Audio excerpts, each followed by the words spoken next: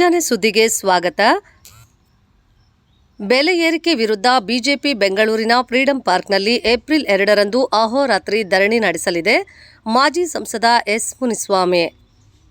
ರಾಜ್ಯದಲ್ಲಿ ಆಡಳಿತ ನಡೆಸುತ್ತಿರುವ ಸಿದ್ದರಾಮಯ್ಯ ನೇತೃತ್ವದ ಕಾಂಗ್ರೆಸ್ ಸರ್ಕಾರ ಬೆಲೆ ಏರಿಸುವ ಮೂಲಕ ಜನಸಾಮಾನ್ಯರಿಗೆ ಬರೆ ಎಳೆದಿರುವುದನ್ನು ಖಂಡಿಸಿ ಬಿಜೆಪಿ ರಾಜ್ಯಾಧ್ಯಕ್ಷ ಹಾಗೂ ಶಾಸಕ ಬಿವೈ ವಿಜಯೇಂದ್ರ ನೇತೃತ್ವದಲ್ಲಿ ಬೆಂಗಳೂರಿನ ಫ್ರೀಡಂ ಪಾರ್ಕ್ನಲ್ಲಿ ಏಪ್ರಿಲ್ 2ರಂದು ನಡೆಯಲಿರುವ ಅಹೋರಾತ್ರಿ ಧರಣಿಯಲ್ಲಿ ಜಿಲ್ಲೆಯ ಕಾರ್ಯಕರ್ತರು ಹೆಚ್ಚಿನ ಸಂಖ್ಯೆಯಲ್ಲಿ ಭಾಗವಹಿಸುವಂತೆ ಮಾಜಿ ಸಂಸದ ಎಸ್. ಮುನಿಸ್ವಾಮಿ ಮನವಿ ಮಾಡಿದರು.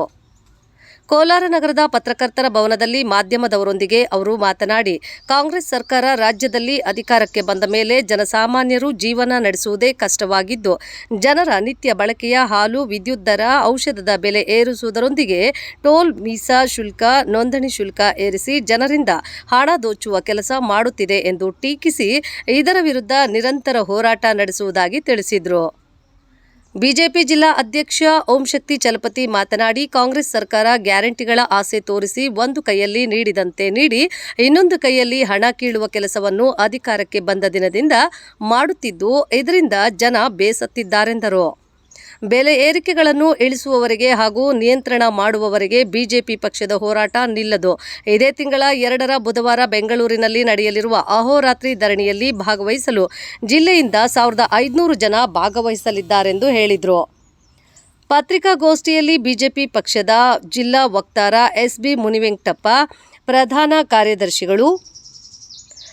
ಕಾರ್ಯದರ್ಶಿಗಳಾದ ಬಿ. ವಿ. ಮಹೇಶ್, ಅಪ್ಪಿ ನಾರಾಯಣಸ್ವಾಮಿ, ಮುಖಂಡರುಗಳಾದ ಸಾಮ ಬಾಬು, ಮಂಜುನಾಥ್, ಶಿವಕುಮಾರ್, ಕೆಂಬೋಡಿ ನಾರಾಯಣಸ್ವಾಮಿ, ಪ್ರವೀಣ್ ಗೌಡ ಇದ್ರು. ವರದಿ ಪ್ರಕಾಶ್ ಮಾಮಿ. 3 ಬಾರಿ ಹಾಲಿನ ದರವನ್ನು ಹೆಚ್ಚಿಸಿ ಸುಮಾರು 9 ರೂಪಾಯಿವರೆಗೂ ಏನು ನಮ್ಮ ದನಕರುಗಳನ್ನ ಸಾಕ್ಬೇಕಂದ್ರೆ, ಮೇಯಿಸ್ಬೇಕಂದ್ರೆ ಇವತ್ತು ಮೇವಿಗೆ ಹಾಹಾಕಾರ ಇದೆ. ಆಗಿರ್ತಕ್ಕಂಥ ಸಂದರ್ಭದಲ್ಲಿ ಆ ರೈತರಿಗೆ ಇವ್ರು ರೈಸ್ ಮಾಡಿರ್ತಕ್ಕಂಥದ್ರಲ್ಲಿ ಒಂದು 25% ಹಾಲು ಉತ್ಪಾದಕರಿಗೆ ಕೊಟ್ಟಿದ್ರೆ ಅವ್ರು ಖುಷಿಯಿಂದ ಇರ್ತಾ ಇದ್ದಾರೆ. ಅವ್ರ ಹೊಟ್ಟೆ ಮೇಲೇನು ಬರೆ ಎಳೆದಿರ್ತಕ್ಕಂಥ ಸಿದ್ದರಾಮಯ್ಯ ಸರ್ಕಾರ ಒಂದು ಜನನ ಮರಣ ಪ್ರಮಾಣ ಪತ್ರ ಮಾಡಬೇಕಂತ ಹೋದ್ರೇನು ಅದರ ದರವನ್ನು ಹೆಚ್ಚಿಸಿ ಇವತ್ತು ಸ್ಟಾಂಪ್ ಡ್ಯೂಟಿ ಏನಿದೆ, ಯಾರಾದರೂ ರಿಜಿಸ್ಟ್ರೇಷನ್ ಮಾಡಬೇಕಂತ ಹೋದ್ರೆ ಸಬ್ ರಿಜಿಸ್ಟರ್ ಆಫೀಸ್ಗಳಲ್ಲಿ ಇವತ್ತು ಅದರ ದರವನ್ನು ಹೆಚ್ಚಿರ್ತಕ್ಕಂಥವ್ರು. ಮತ್ತೆ ಬೆಂಗಳೂರಿನಲ್ಲಿ ಇರ್ತಕ್ಕಂಥ ಮೆಟ್ರೋ, ಆ ಮೆಟ್ರೋ ದರವನ್ನು ಹೆಚ್ಚಿಸಿ ನಮ್ದು ಇದಕ್ಕೆ ಸಂಬಂಧ ಇಲ್ಲ ಅಂತ ಹೇಳಿ ಸುಳ್ಳು ಹೇಳ್ತಾ ಇರ್ತಕ್ಕಂಥ ಸಿದ್ದರಾಮಯ್ಯನವರು ರೈತರಿಗೆ ಫ್ರೀ ಕರೆಂಟ್ ಕೊಡ್ತೀರಿ ಅಂತ ಹೇಳಿ ಅದರ ಬೆಲೆಯನ್ನ ಹೆಚ್ಚಿಸಿ ಇವತ್ತು ಲೋಡ್ ಶೆಡ್ಡಿಂಗ್ ಅನ್ನೋ ಒಂದು ಇದನ್ನ ಹಾಕಿ ಇವತ್ತು ರೈತರು ಬೆಳೆಯಂತ ಬೆಳೆಗಳಿಗೆ ಸರಿಯಾದ ಟೈಮಲ್ಲಿ ಕರೆಂಟ್ ಇಲ್ಲದೆ ಇವತ್ತು ಅವರು ಸಂಕಷ್ಟದಲ್ಲಿ ಇರ್ತಕ್ಕಂಥದ್ದನ್ನು ನಾವೆಲ್ಲ ನೋಡ್ತಾ ಇದ್ದೀವಿ. ಏನೇನು ಕೊಟ್ಟಿದ್ದೀನಿ ಅಂದ್ರೆ ಇವತ್ತು ಪೆಟ್ರೋಲ್ ಡೀಸೆಲ್ ಬೆಲೆಗಳನ್ನ ಬೇರೆ ರಾಜ್ಯಗಳಿಗೆ ಹೋಲಿಸಿ ತೋರ್ತಾ ಇಲ್ಲ. ಬೇರೆ ರಾಜ್ಯದಲ್ಲಿ ಆಗಿರುವಂತ ಡೆವಲಪ್ಮೆಂಟ್ ಅಂದ್ರೆ ಕರ್ನಾಟಕದಲ್ಲಿ ಯಾಕೆ ತೋರ್ತಾ ಇಲ್ಲ? ಈ ಒಂದು ದಿಸೆಯಲ್ಲಿ ಏನು ನಾವು ಈ ಒಂದು ಹೋರಾಟವನ್ನ, ಅಹೋರಾತ್ರಿ ಧರಣಿಯನ್ನ ಕರ್ನಾಟಕ ರಾಜ್ಯದ ಎಲ್ಲ ಭಾಜಪದ ಕಾರ್ಯಕರ್ತರು, ಸಾರ್ವಜನಿಕರು ಸೇರಿ ಇವತ್ತು ಫ್ರೀಡಂ ಪಾರ್ಕ್ ನಾವು ಹೊರಟಿರುವಂತ ಹೋರಾಟಕ್ಕೆ ಸುಮಾರು ಕೋಲಾರದಿಂದ 1,500 ಜನ ಹೋಗ್ತಾ ಇದ್ರೆ, ಅಹೋರಾತ್ರಿ ಧರಣಿಯಲ್ಲಿ ಸುಮಾರು 250 ಜಿಲ್ಲಾ ಪದಾಧಿಕಾರಿಗಳು, ನಮ್ಮ ಮಾಜಿ ಸಂಸದರು, ಮಾಜಿ MLAಗಳು, ಜಿಲ್ಲಾ ಪದಾಧಿಕಾರಿಗಳು, ಮೋರ್ಚಾ ಪದಾಧಿಕಾರಿಗಳೆಲ್ಲ ಅಹೋರಾತ್ರಿ ಧರಣಿ ನಿಂತಿರಿ. ನಮ್ಮ ಕಾರ್ಯಕರ್ತರು ಮಾತ್ರ ಬೆಳಗ್ಗೆ 10 ಸಂಜೆ 6 ಗಂಟೆಗೆ ಇರ್ತಾರೆ. ನಾವು ಮಾತ್ರ ಫುಲ್ಲು ದಿವಸ ಇದ್ದು ಈ ಅಹೋರಾತ್ರಿ ಧರಣಿಯಲ್ಲಿ ಪಾಲ್ಗೊಳ್ತಾ ಇದ್ರಿ. ಈ ಅಹೋರಾತ್ರಿ ಧರಣಿಯ ಉದ್ದೇಶ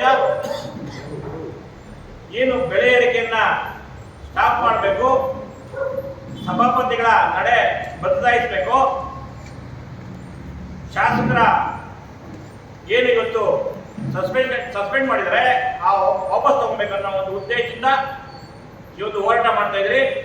ಈ ಹೋರಾಟಕ್ಕೆ ಎಲ್ಲರೂ ಬೆಂಬಲ ಕೊಡಬೇಕಂತ ಹೇಳ್ತಾ ಮುಂದಿನ ಅವಧಿಯನ್ನ ನಮ್ಮ ಇದೇ 3ನೇ ತಾರೀಕು ಅಂದರೆ ನಾಳೆ ಫ್ರೀಡಮ್ ಪಾರ್ಕಲ್ಲಿ ಸಾರಿ 2ನೇ ತಾರೀಕು 3ನೇ ತಾರೀಕು ಇನ್ನು ಅಹೋರಾತ್ರಿ ಧರಣಿನ ಈ ಒಂದು ಕಾಂಗ್ರೆಸ್ ಸರ್ಕಾರ ಯಾವ ಮಟ್ಟಿಗೆ ಬಂದ್ಬಿಟ್ಟಿದೆ ಅಂದ್ರೆ ಹುಟ್ಟಿನಿಂದ ಸಾಯೋವರೆಗೂ ಎಲ್ಲ ರೀತಿಯಲ್ಲಿ ಇವತ್ತು ಬೆಲೆ ಏರಿಕೆ ಮಾಡೋ ಮುಖಾಂತರ ಕರ್ನಾಟಕ ರಾಜ್ಯದ ಜನಗಳಿಗೆ ಏನು ಗ್ಯಾರಂಟಿ ಮುಖಾಂತರ ಆಸೆ ತೋರಿಸಿ ಇವತ್ತು ಗ್ಯಾರಂಟಿಗಳನ್ನ ಇನ್ನೊಂದು ವಿಧವಾಗಿ ಜನಗಳನ್ನ ಲೂಟಿ ಮಾಡೋ ಒಂದು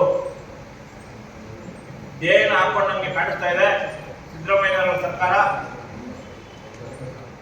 ಇವತ್ತು ಗಾಳಿ ಒಂದು ಬಿಟ್ರೆ ಇನ್ನು ಎಲ್ಲ ಪದಾರ್ಥಗಳ ಮೇಲೆ ಇವರು ಬೆಲೆ ಏರಿಕೆ ಮಾಡೋ ಮುಖಾಂತರ ಈಗಾಗಲೇ ಅವರು ಯುಗಾದಿ ಏನು ಕೊಡುಗೆಯನ್ನು ಕೊಟ್ಟರು ಜನಕ್ಕೆ. ಜನ ಯಾಕಪ್ಪ ಇವ್ರನ್ನ ಸಬ್ಸಿಡಿ ಬಿಟ್ಟು ಕೇವಲ 2 ವರ್ಷದಲ್ಲೇ ಹೊರತಪ್ತಾ ಇದ್ದಾರೆ. ಅದಕ್ಕೆ ಸಾಕಷ್ಟು ಉದಾಹರಣೆಗೆ ನೋಡ್ತಾ ಇದ್ದೀವಿ. ಕಳೆದ 7 ವರ್ಷದಿಂದ ಈಚೆಗೆ ಸುಮಾರು 9 ರೂಪಾಯಿ ಬೆಲೆ ಏರಿಕೆನ ಹಾಲು ದರದ ಮೇಲೆ ಹೆಚ್ಚಿದ್ರು. ಅದನ್ನ ಕಣ್ಣೋಡ್ತೀವಿ, ರೈತರಿಗೆ ಅದನ್ನ ವರ್ಗಾವಣೆ ಮಾಡ್ತೀವಿ ಅಂದ್ರು. 2 ವರ್ಷದಲ್ಲಿ ಇದುವರೆಗೂ ಒಂದು ಬಿಡಿ ಕಾಸು ಕೂಡ ರೈತರ ಖಾತೆಗಳಿಗೆ ಹಣ ವರ್ಗಾವಣೆ ಆಗಿದೆ.